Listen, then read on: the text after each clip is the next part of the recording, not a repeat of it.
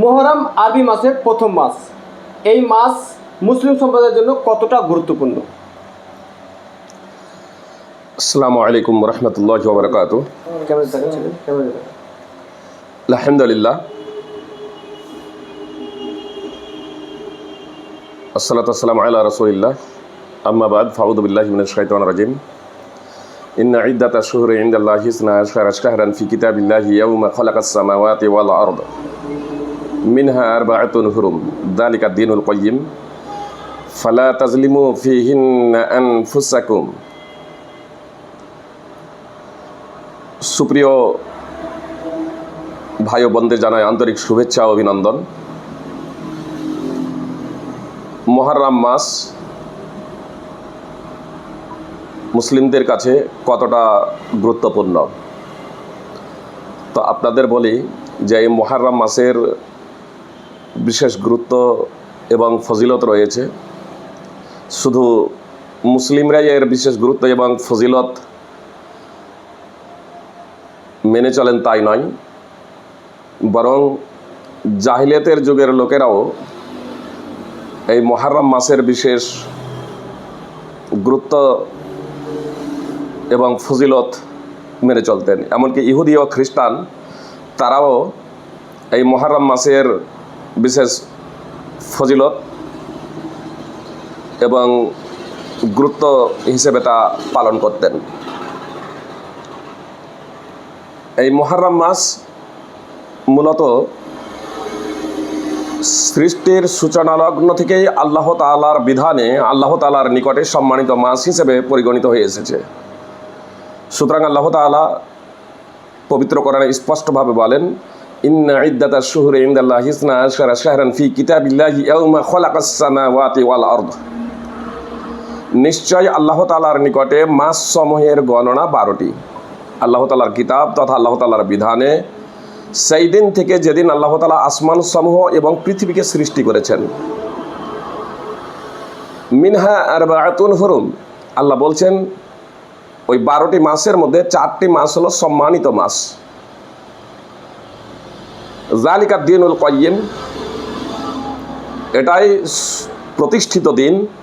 ফালা তাজলিমু ফীহিন্না আনফুসাকুম, আল্লাহ তাআলা বলেন যে এই মাসগুলোতে তোমরা নিজেদের ওপর জুলুম ও অত্যাচার করো না। সাধারণত কখনোই জুলুম এবং অত্যাচার করা বৈধ নয়, তবে এই মাসগুলোতে বিশেষভাবে অন্যায় অবিচার করা, জুলুম করা, নির্যাতন করা, শরীয়ত বিরোধী কার্যকলাপ করা চরমতম অপরাধ হিসেবে পরিগণিত।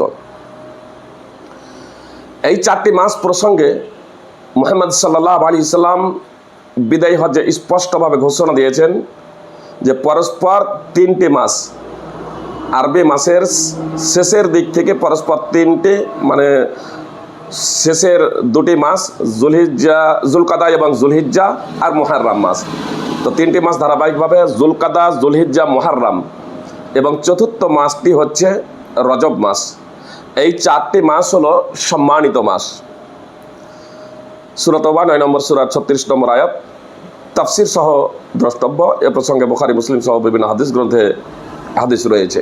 তাহলে আমরা জানতে পারলাম যে মুহররম মাসের গুরুত্ব আল্লাহ তাআলার নিকটে খুবই ফজিলতপূর্ণ এবং গুরুত্বপূর্ণ।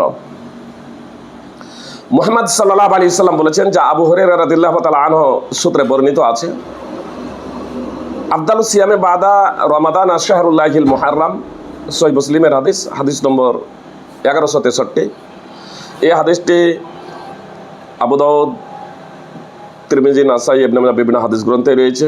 কোনো কোনো বর্ণনায় রয়েছে আফজালুস সিয়ামে বাদা শাহরি রমাদান আশ-শাহরুল্লাহিল মুহররম, ভাবার্থ একই, অর্থাৎ রমাদানের পরে কিংবা রমাদান মাসের পরে, মানে 2টি বর্ণনা আছে। একটি বর্ণনা আছে রমাদানের পরে, আর একটি বর্ণনা আছে রমাদান মাসের পরে। উভয়ের ভাবার্থ একই। এক কথায় 12টি যে মাস, এই মাস সমূহের মধ্যে রমাদান মাসের পরে সব থেকে গুরুত্বপূর্ণ এবং ফজিলতপূর্ণ যে মাসে রোজা রাখা, সিয়াম পালন করা, তা হলো আল্লাহর মাস মুহররম। তো এই মুহররম মাসে রমাদানের পরে রোজা রাখা হলো অত্যন্ত গুরুত্বপূর্ণ এবং ফজিলতপূর্ণ। শুধু 10ই মুহররম নয়, বরং পুরো মুহররম মাসই হলো ফজিলতপূর্ণ এবং মর্যাদাপূর্ণ। তবে বিশেষ করে আশুরাই মুহররম অর্থাৎ 10ই মুহররম, এই 10ই মুহররমের ফজিলত আরও বেশি। এই পুরো রমাদানের তো রমাদানের পরে মুহররম মাসের ফজিলত রয়েছেই, কিন্তু এই মুহররম মাসের মধ্যেও 10ই মুহররমের ফজিলত আরও বেশি। আর এই ফজিলতের কারণেই ইহুদিরা এই দিনটিকে খুব গুরুত্ব দিত, খ্রিস্টানরাও খুব গুরুত্ব দিত, জাহিলিয়াতের যুগের লোকেরাও, কুরেশরাও এই আশুরার দিনে 10ই মুহররমে রোজা রাখতো। এমনকি মুহাম্মদ সাল্লাল্লাহু আলাইহি সাল্লাম রোজা রাখতেন। মদিনায় যাওয়ার পরেও মুহাম্মদ সাল্লাল্লাহু আলাইহি সাল্লাম রোজা রাখলেন এবং অবগত যখন হলেন, জিজ্ঞেস করলেন যে এই দিনটি কী জন্য? তখন আহলি কিতাবেরা বলল যে মুসা আলাইহিস সালামকে আল্লাহ তাআলা এই দিনে মুক্তি দিয়েছিলেন। ফিরাউন এবং তার স্বৈরাচারী সৈন্যদের ডুবিয়ে আল্লাহ তাআলা মেরে ফেলেছিলেন, ধ্বংস করেছিলেন। শুকরিয়া আদায় করত, কৃতজ্ঞতা প্রকাশ করত। মুসা আলাইহিস সালাম এই 10ই মুহররম যেদিন বিজয় লাভ করেছিলেন, আল্লাহ তাআলা তাকে বিজয় দিয়েছিলেন, আল্লাহ তাআলার কৃতজ্ঞতা আদায় করত মুসা আলাইহিস সালাম এই বিজয়ের দিনে রোজা রেখেছিলেন। মুহাম্মদ সাল্লাল্লাহু আলাইহি সাল্লাম জাহিলিয়াতের যুগেও, অর্থাৎ নবী সাল্লাল্লাহু আলাইহি সাল্লাম জাহিলিয়াতের যুগে কুরাইশরা তো রোজা রাখতো। মুহাম্মদ সাল্লাল্লাহু আলাইহি সাল্লাম মক্কাতেও রোজা রেখেছেন এবং মদিনায় যাওয়ার পরে রোজা রাখলেন এবং সাহাবাদেরকে নির্দেশ প্রদান করলেন। রমজান মাসের রোজা ফরজ হওয়ার আগে পর্যন্ত এই মুহররম মাসের রোজা রাখাটা ছিল প্রত্যেক মুসলিমের জন্য ওয়াজিব, অর্থাৎ আবশ্যিক, অপরিহার্য। মুহাম্মদ সাল্লাল্লাহু আলাইহি সাল্লাম রোজা রাখার নির্দেশ প্রদান করেছিলেন এবং ঘোষণা দেওয়া হতো যখন 10ই মুহররম এর দিন আসতো তার আগের দিন ঘোষণা দিয়ে দেওয়া হতো যে আগামীকাল 10ই মুহররম, অতএব যেন তো সবাই 10ই মুহররমে রোজা রাখে।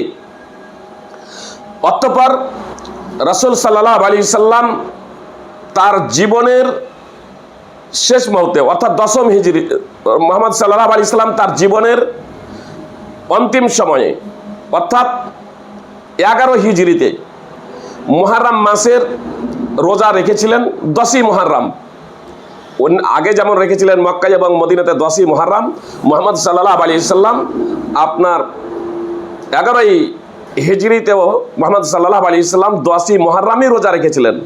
যখন মুহাম্মদ সাল্লাল্লাহু আলাইহি সাল্লামকে বলা হলো যে ইহুদি এবং খ্রিস্টানেরা এই 10ই মুহররমের বিশেষ মর্যাদা দিয়ে থাকে, বিশেষ গুরুত্ব আরোপ করে থাকে এই 10ই মুহররমকে কেন্দ্র করে, মানে তারা বাড়াবাড়ি করে, তখন মুহাম্মদ সাল্লাল্লাহু আলাইহি সাল্লাম বললেন আমি আগামী বছর যদি আগামী বছর থাকি তাহলে ইনশাআল্লাহ 9ই মুহররম রোজা রাখবো।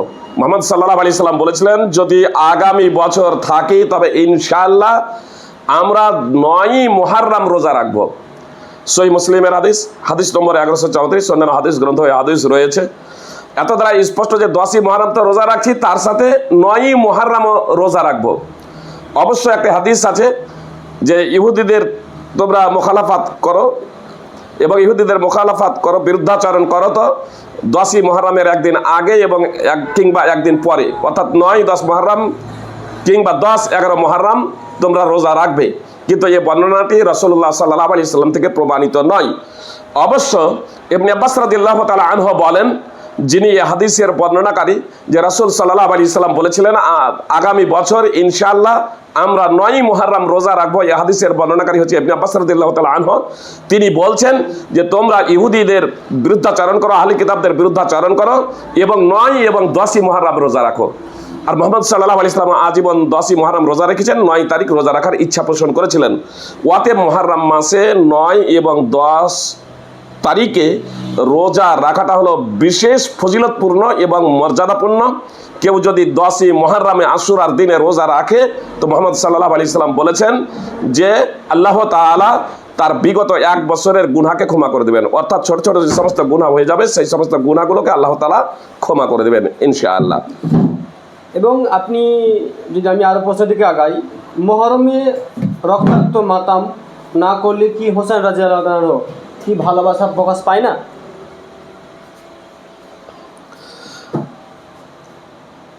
জি, আপনার একটা বিষয় আপনারা অবগত হলেন যে সাধারণত মুহররম বলতে বলি কারবালা। মুহররম যখনই আমাদের বর্তমানে যখন সমাজে যখন কেউ যখন উত্থাপন যখন করে বা মুহররম মাস যখন আসে, তখন সাধারণত আমাদের জনগণের মনে এ কথাটাই ঘুরপাক খায় কারবালা। যে কারবালার সাথে সম্পৃক্ত ঘটনা বলি।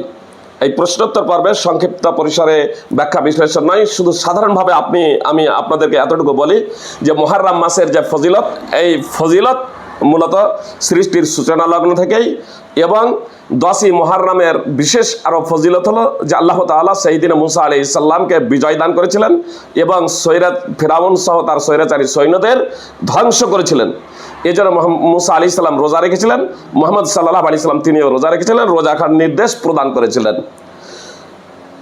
যখন রাসূল সাল্লাল্লাহু আলাইহি সাল্লাম নির্দেশ প্রদান করলেন, তখন হুসেন রাদিয়াল্লাহু তাআলা আনহুর পিতা আলী রাদিয়াল্লাহু তাআলা আনহু তারাও রোজা রেখেছেন।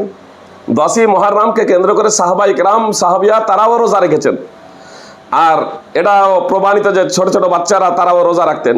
যদিও তখন হুসেন রাদিয়াল্লাহু তাআলা আনহুর বয়স খুব একটা বেশি ছিল না, প্রায় 6 বছর হবে, 6 বছর মতো, 6+। তো হুসেন রাদিয়াল্লাহু তাআলা আনহু যদি বলেন যে ছোট থেকেই তিনি সৎকর্মের এই বয়সও হুসেন বা হাসান তারা রোজা রাখতে সক্ষম ছিলেন। হাসান রাদিয়াল্লাহু তাআলা আনহু প্রায় 7 বছর। আর আমাদের সুধারণা পোষণ করা একান্ত কর্তব্য।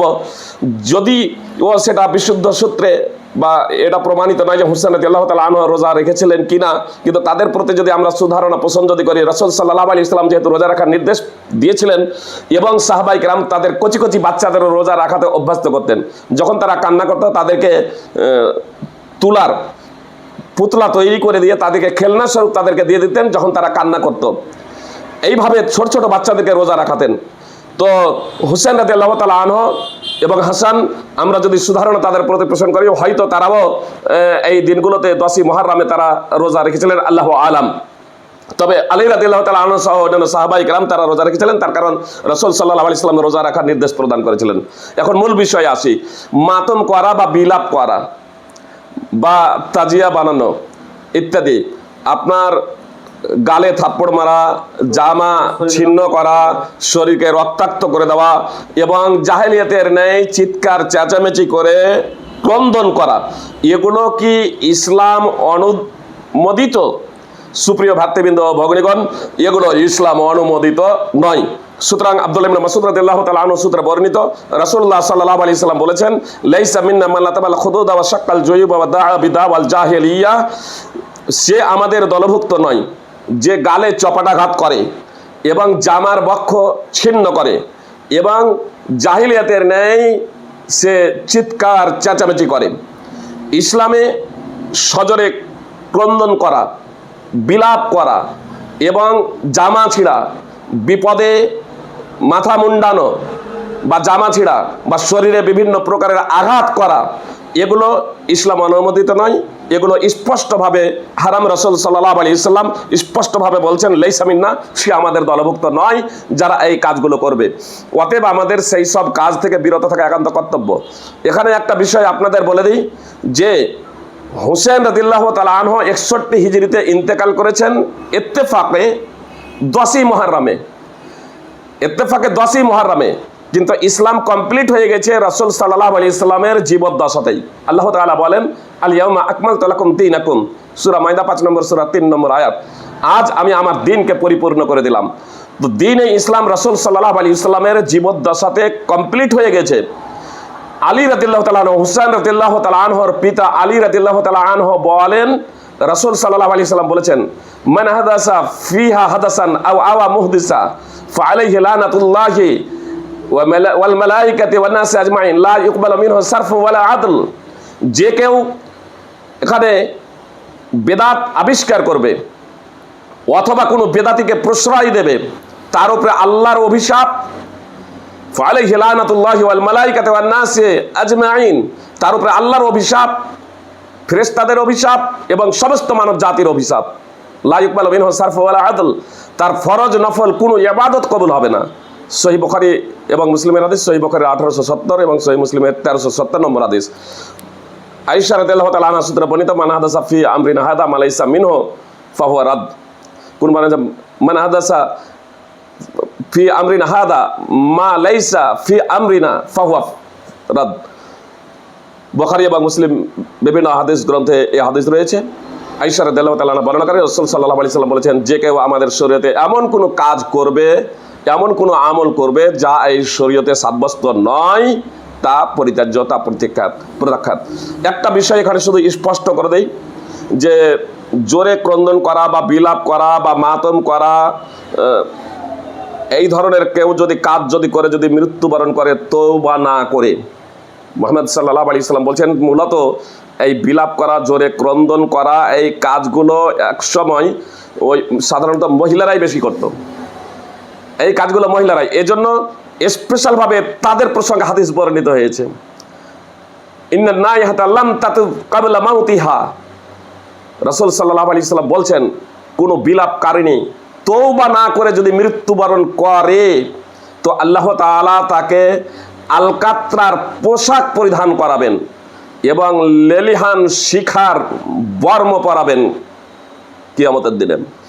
অতএব আমাদেরকে যারা অজান্তে বা যে কোনো চক্রান্তে বা ষড়যন্ত্রে অতীতে আমরা বিলাপ করেছি, ক্রন্দন করেছি, সজরে শরীরকে রক্তাক্ত করেছি ইত্যাদি, তাদের বেঁচে থাকতেই আল্লাহ তাআলার কাছে একাগ্র চিত্তে ক্ষমা প্রার্থনা করা একান্ত কর্তব্য। যদি আমরা পরিত্রাণ পেতে চাই, যদি আমরা মুক্তি পেতে চাই, তাহলে অবশ্যই আমাদের আল্লাহ তাআলার কাছে ক্ষমা প্রার্থনা করা একান্ত কর্তব্য। এবং আমরা দেখেছি যখন তাজিয়ে নিয়ে যাওয়া হয়, দুধ ছিটানো হয়, সেটা ইসলামে কি পারমিট করছে? এটা হচ্ছে অপচয়। আল্লাহ তাআলা বলেন,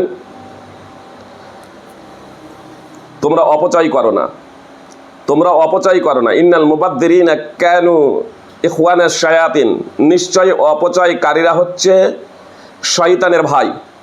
অতএব অপচয় করা থেকে আমাদের বিরত থাকতে হবে। এটা এক স্পষ্টভাবে আল্লাহ তাআলার নিয়ামত সমূহ। অপচয় নষ্ট, যাদের প্রসঙ্গে আল্লাহ তাআলা পবিত্র কোরআনে বলছেন যে যারা অপচয়কারী তারা হচ্ছে শয়তানের ভাই। অতএব এ থেকে আমাদেরকে বিরত থাকতে হবে। এবং আর কিছুদিন পরেই কিন্তু মহরম মাস, যে আমরা 7 তারিখ বা 8 তারিখ আমরা জানি, সেটা প্রশাসন যে অস্ত্র মিছিল, আমরা দেখেছি মুসলমান সম্প্রদায় যারা রয়েছে, যারা মহরম মাসে যারা পালন করে, তারা কিন্তু অস্ত্র মিছিল বের করে। এটা প্রশাসনকে কি বার্তা দেবেন? বিশেষ করে আমরা ইসলামের পক্ষ থেকে এ কথাই বলতে চাই প্রশাসনের কাছে, বিশেষভাবে অনুরোধ জানাতে চাই যে যাতে মুহররমকে কেন্দ্র করে অস্ত্র মিছিল বন্ধ করা হয়। তার কারণ এটা ইসলামের নামে ভণ্ডামি, ইসলামকে এর দ্বারা কলঙ্কিত করা হয়েছে। এর মাধ্যমে অস্ত্র নিয়ে মিছিল করে নিজের শরীরকে রক্তাক্ত করে আল্লাহ তাআলার সন্তুষ্টি অর্জন করা যায় না, বিশ্ববিধাতার সন্তুষ্টি অর্জন করা যায় না। এর দ্বারা পাপাচার হবে, গুনাহ হবে। এজন্য প্রশাসনের আমরা দৃষ্টি আকর্ষণ করছি যাতে সকল প্রকারের অস্ত্র নিয়ে মিছিল বন্ধ করা হয়। এর দ্বারা জনগণের মাঝে বিশৃঙ্খলাও সৃষ্টি হতে পারে, অঝরে ওয়াকালে অনেকের প্রাণ ঝরে যেতে পারে। এজন্য প্রশাসনের কাছে বিশেষভাবে আমাদের অনুরোধ যাতে এই অস্ত্র মিছিল বন্ধ করা হয়। আর বিশেষ করে মুসলিমদের কাছে আমার অনুরোধ যে আপনারা ইসলামটাকে জানুন, ইসলামের নাম দিয়ে ভণ্ডামি করে পাপাচার করবেন না, পাপাচার করা থেকে বিরত থাকুন। আল্লাহ তাআলা হেদায়েত দান করুন, আমিন। তো দর্শক, আমরা যে মহরম মাস আসছে, যে মহরম মাসে 6 বা 7 তারিখ যেটা প্রোগ্রাম হবে, তাকে কেন্দ্র করে যে অস্ত্র মিছিল বা নিজের শরীরকে রক্তাক্ত করে দেওয়া বা তাজিয়ে ওড়ানো, এই সব ইসলামে নেই, এমনটাই তিনি বললেন, কিন্তু দলিল সমেত কিন্তু বললেন। আমরা দেখেছি সমাজে যেইভাবে ইসলামকে বদনাম করার জন্য ইসলামে যেগুলো কাজ নেই সেইগুলো কাজকে নিয়ে আসা সমাজে, সেটা কিন্তু একদমই ঠিক নয়। আর যে অস্ত্র মিছিলের কথা বলতে যাব, আমি প্রশাসনকে অবশ্যই তিনি দাবি করলেন ইসলামে এই ধরনের কোনো জিনিস নেই। এবং আমরা যেটুকু জানি কি ইসলাম যেভাবে অস্ত্রের দ্বারা এসছে, কখনই না, অস্ত্রের দ্বারা ইসলাম আসেনি। তাই তিনি আরও বললেন এই মহরম মাসে শুধু 2টো সিএম পালনের কথা আছে, বাকি আর কিছু নেই। তাই তো শেখ? জি, মহরম মাসকে কেন্দ্র করে একাধিক রোজা রাখতে পারা যায়, মানে বিশেষ দুটো রোজার বিশেষ মাহাত্ম্য এবং ফজিলত রয়েছে। বিশেষ করে 10ই মহরমের বিশেষ ফজিলত এবং মাহাত্ম্য রয়েছে রোজা রাখার পরে। আল্লাহ রসুল রেখেছেন, রাখার নির্দেশ প্রদান করেছিলেন। অবশ্য রমাদানের রোজা ফরজ হয়ে যাওয়ার পরে তিনি এটাকে ইচ্ছাধীন করেছেন। যে রাখবে সে নেকি পাবে, যে রাখবে না সে গুনাহগার হবে না, পাপী হবে না, তবে নেকি থেকে বঞ্চিত থাকবে। আর 9ই মহরম যেহেতু ইচ্ছা পোষণ করেছিলেন, সেই দিনও বিশেষভাবে রোজা রাখা হচ্ছে ফজিলতপূর্ণ। আরও ফজিলতপূর্ণ যে মহরম মাস যেহেতু অত্যন্ত ফজিলতপূর্ণ, কেউ যদি আরও বেশি রোজা রাখবো মনে করে সাধারণভাবে এই ফজিলতপূর্ণ মাস মনে করে, তাহলে রোজা রাখতে পারে। এত ব্যতীত অন্য বিশেষ করে মহরমকে কেন্দ্র করে যে সমস্ত আমাদের সমাজে কুসংস্কার প্রচলিত আছে, এগুলো বলা যেতে পারে কোনো সাহাবা ইকরাম, তাবেইন, তাবা তাবেইন, এমনকি 4-4টা ইমামদের দ্বারাও এটা প্রমাণিত নয়। কোনো ইমাম 4-4টা ইমাম সহ স্মরণযুগের কোনো ইমামই এ কথা বলেননি যে মানতে হবে। 61 হিজরিতে হুসেন রাদিয়াল্লাহু তাআলা আনহুকে শহীদ করা হয়েছে। আমরা তার ব্যাপারে সুধারণা পোষণ করি এবং এ কথা আমরা বিশ্বাস করি যে রাসূল সাল্লাল্লাহু আলাইহি সাল্লাম যেহেতু বলেছেন, আল হাসান ওয়াল হুসেন সাইয়্যেদা শাবাবে আহলিল জান্নাহ, হাসান এবং হুসেন রাদিয়াল্লাহু তাআলা আনহুমা এই দুজন হচ্ছেন জান্নাতি যুবকদের লিডার এবং নেতা। আমরা এতটা তাদের মর্যাদা প্রদান করে থাকি, এটা ইসলাম দ্বারা যেহেতু সাব্যস্ত। কিন্তু এমন কোনো কাজ বা কথাকে আমরা সমর্থন করি না যা ইসলাম দ্বারা সাব্যস্ত নয়। স্বয়ং যেটা মাতম বা তাজিয়া বা হুসেন রাদিয়াল্লাহু তাআলা আনহুকে কেন্দ্র করে বিলাপ এবং দোকানপাট বন্ধ করা এবং বিশেষভাবে সেই দিনটিকে পালন করা, যেটা আজকে বিশেষ করে সরকারিভাবেও মানে বন্ধ এই দিনটিকে পালন করা হচ্ছে, এটা হুসেন রাদিয়াল্লাহু তাআলা আনহুর ইন্তেকালের পরেও সঙ্গে সঙ্গে সেটা হয় নাই। বরং হুসেন রাদিয়াল্লাহু তাআলা আনহুর ইন্তেকালের 290 বছর পরে, 290 বছর পরে মুইজুদ্দৌলা আদ-দাইলামি 352 হিজরিতে এর ঘোষণা দিয়েছিল। তো স্বর্ণযুগের পরে হুসেন রাদিয়াল্লাহু তাআলা আনহুর যুগেও তার আত্মীয় স্বজন যারা জীবিত ছিল তারাও এটাকে বিলাপ হিসেবে বা মাতম হিসেবে বা তাজিয়া হিসেবে এটাকে পালন করেন নাই। অতএব এগুলো পালন করাটাও মূলত হুসেন রাদিয়াল্লাহু তাআলা আনহুর ভালোবাসার প্রতীক নয়, বরং তার সাথে শত্রুতা ভাবাপন্ন, তার সাথে শত্রুতা পোষণ করার নামান্তর। তার কারণে এর দ্বারা হুসেন রাদিয়াল্লাহু তাআলা সন্তুষ্ট হতেন না যদি তিনিও এই বিষয়টা দেখতেন। এতে তিনি অত্যন্ত ক্রুদ্ধ হতেন, রাগান্বিত হতেন, যেমন অন্যান্য সাহাবা ইকরাম এবং তাবিঈন এবং আইম্মায়ে এজাম এবং মুহাদ্দিসিনে এজাম এর তীব্র বিরোধিতা করেছেন। আমাদের প্রশ্নোত্তর পর্ব এখানে আমরা শেষ করছি। ভিডিওর কোন পার্টটা ভালো হচ্ছে অবশ্যই কমেন্ট করে জানান এবং বেশি বেশি করে ছড়িয়ে দিন। ধন্যবাদ।